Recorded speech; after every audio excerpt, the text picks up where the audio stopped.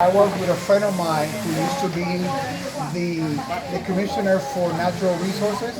So when the hurricane came, he with a team, they marked every on the roads, every tree that needed to get brushed, and he says, we did that, and nobody has followed up. There's either or there's no resources or no organization or other priorities. I mean, I don't know, but he said, we did that work in terms of what needed to be done because they're like, that's what he does with experts on that line of work. And he says, he hasn't been touched. We need all the identification to do the next layer. So we're gonna have to get some more of you guys to, maybe do some of that work. So it's just constant stuff. And it's so important because this is the only rainforest in the whole U.S. and we have the opportunity to be here and discover this place.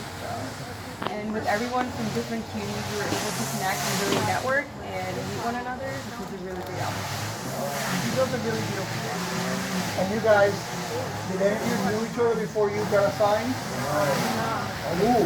So we did free service training. Like, Okay, because I know. We got a chance Okay. to get to know each other, and, like see the group dynamics. So like once we got here, we have a familiarity. Okay.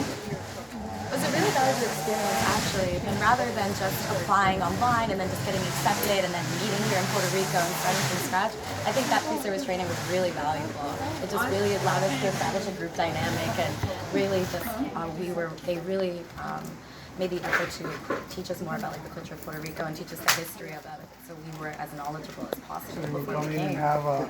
It also makes you like appreciate being here more because like you're like, wow, I had to go through all of this just to get here and to volunteer. Like, instead of just like they just chose your name at random, like you had to prove that like you wanted to be here. And like this was like something that you really wanted to do, you want to travel with. So it was intense, but it was fun and it brought us closer. So I am sure that I'm going to say a few things that are wrong, and that the leaders are going to say, you can't say that, that's not. But I think that you should feel particularly proud. I mean, last year, it was an incredible experience. I know there's some folks here being, part of being repeat parts of the team.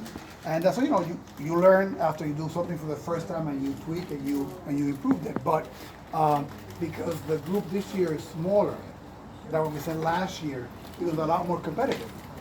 So you should feel extra proud because going back to your point that it was not just like putting out of a rabbit out of a hat and that because I think of the good buzz that the program got last year and good feedback and interest, and because we had a smaller number of slots to go, it was a lot more competitive. So congratulations, and I'm so happy that you're making the most out of it. So thank you for visiting us. Oh, last year we came also. It was the governor came and it was a larger contingent and all those things, but. When I came last year, we worked in a roof in Bonito, which is in the center of the island. I got home, my wife said, so who's this stunt double? I've been married to you 24 years, and the only ladder you get up is to change light bulbs. You've never done, I said, thank you, hon, nothing like spouse love too. But you got trained. Maybe some of you had some of those skills. I didn't, but people. And then we were in Cataño, which was very emotional for me because that's where my father and part of my family is from. And then I got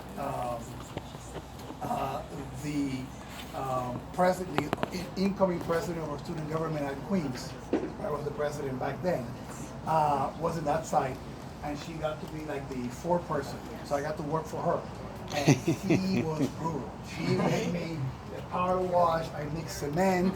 I was like, sore for 3 days. After. So she said, I'm going to show you who the real boss on campus is, and I'm going to show you already. So it was a great experience. It was a great experience. And then also there, I got to see, because now you guys are staying in Sagrado, right? In the dorm. In some of those sites too, some of the folks were staying in those communities or spending time. So I had a chance to talk to the families that were around, how grateful and happy they were about the students working there and helping out, you could see that it meant a lot to them that we had that presence there, and they would bring food and Actually, when we first got here, it was like the very first night, and we were all wearing these shirts. And we went to do like a Walmart run, so we're all walking to Walmart, and there was this guy just riding his bike, and then he just yelled, "God bless you all!" And then another car like drove right by, about like 5 minutes later, and they were just like, "Hey!" And we just looked like, "Yes, we're here. We just got here, but thank you." I think that's been one of the most amazing things when we were, whether we be visiting different work sites or just walking around in the neighborhoods and just really interacting with members of the community.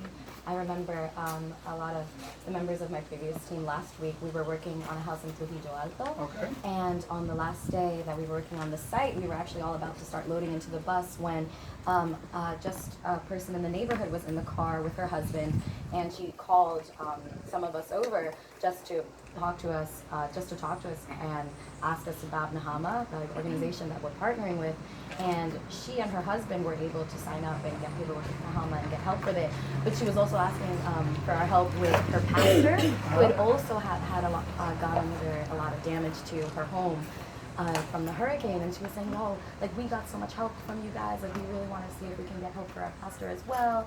And it was just really amazing. She was telling us all about her story and how much she had gone through and how grateful she was for her assistance and how much she wanted to spread that to like her neighbors and her pastor. So just seeing how much she wanted to help her fellow neighbors and how we could do that for them was really amazing to just see.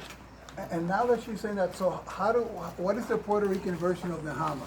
What do they call you here? Because that's not a name that comes out easily in Spanish.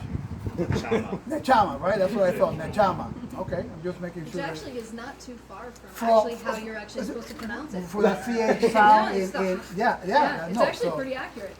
Okay, so you have to come to Puerto Rico to get Inadvertently, the. but yeah. No, esa gente en Nechama, I can imagine, right? No, but thank you. And for you, it was your first experience in Puerto Rico, right? When you came as an organization, right? Or you had worked here Yes. before? No, this was our first, and so